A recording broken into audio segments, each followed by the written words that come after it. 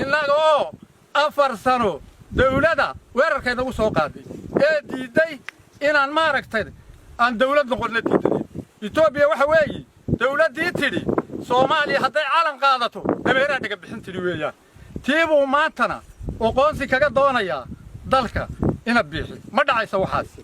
كوير يكوين وحلنا هاي سومالي ده هو سو ده جيسته بدأ halkan haddaad ka beeyacday degmadan baniinley waxa maanta shir jaraa'id ku qabanaya beesha ciise oo ah 44kii beesha ciise ee shirweynahii lagu doortay jiri waxa shirka loo qabanayo waa wax nagu cusub oo ka yimiday madaxweynaha Soomaaliland Muuse Biixi waxaan leenahay badda Saylac iyo badda lagu hayaa 350 kiilo ee beesha ciise ka degto hal taaka ciise kama ogolaan karo loo yacdo ilaa naas gobooni badaaye waa bad Soomaaliyeed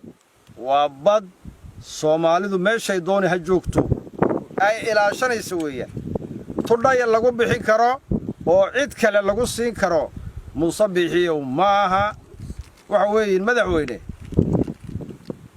dalka waxaan kuugu dooranay dalka waxaan kuugu dhiibnay dalka waxaan madaxweyne kaaga dhignay iibideed maahay oo gad maahayn waa inaad gadaysid dhulka ciisaha waxa noo cadaa markaad 6 goobood aad gelinaysa faramaha imikana waan ognahay badda lagu hayaa ee khariidada aad gelisay inaad leedahay beesha Sacad Musaale madaxweynaha tahay aqooni kuma laabno waad garanaysaa xaqiiqada ka jirta iyo xuduudaha aan leenahay shirkii jiri waxa ka soo baxay labada gobolka Saylac labadiisa degmo xuduudaha Ingiriiska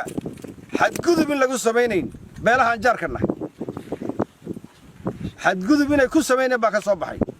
oo ku soo gudbinay oo hargeysan nimidno kuugu nimidnay wixii aan ka hadlaynay ahayd maanta waxa tiri hadalkii nima dhageysanaye waxaan bixinayaa badda on gadaya oo qoonsiga ku doon laguma oran ugu mara dirin oo qoonsiga ina bad iibis amba barin iibis barinka iyo badda ummadda Soomaali meel alla meesha joogto yada iska leh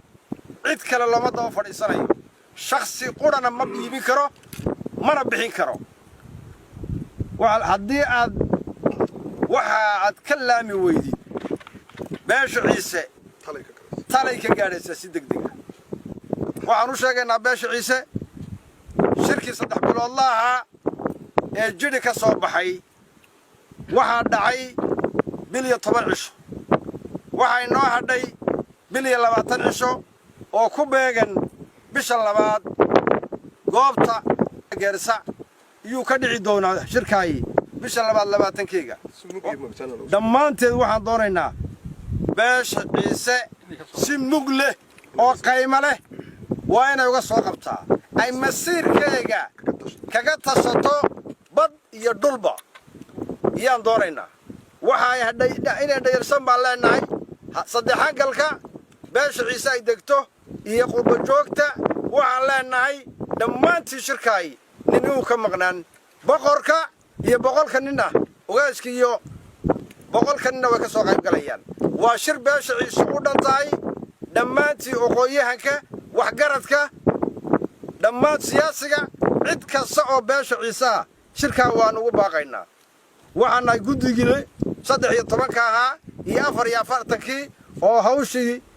inta ka hadhana anaguna qabaqaabadii iyo hawsheedii iyaan ku jirnaa beesha ciise waxaan leenahay maanta waad aragtaa halkay wax marayaan shalay waxaan ka hadlaynay masiirka iyagii baan ka hadlaynay gobolka Saylac maanta waxaan ka hadlaynaa badda iyo barinkiiba waan iibsi hawaawi waad ku iibsaan Muuse u malaynaynaa dad baa badda iyo barinka ilaashanaya waxaan yeelaynana maaha waa ka soo horjeednaa insha allah beesha ciise meel allo meeshaad joogtid sida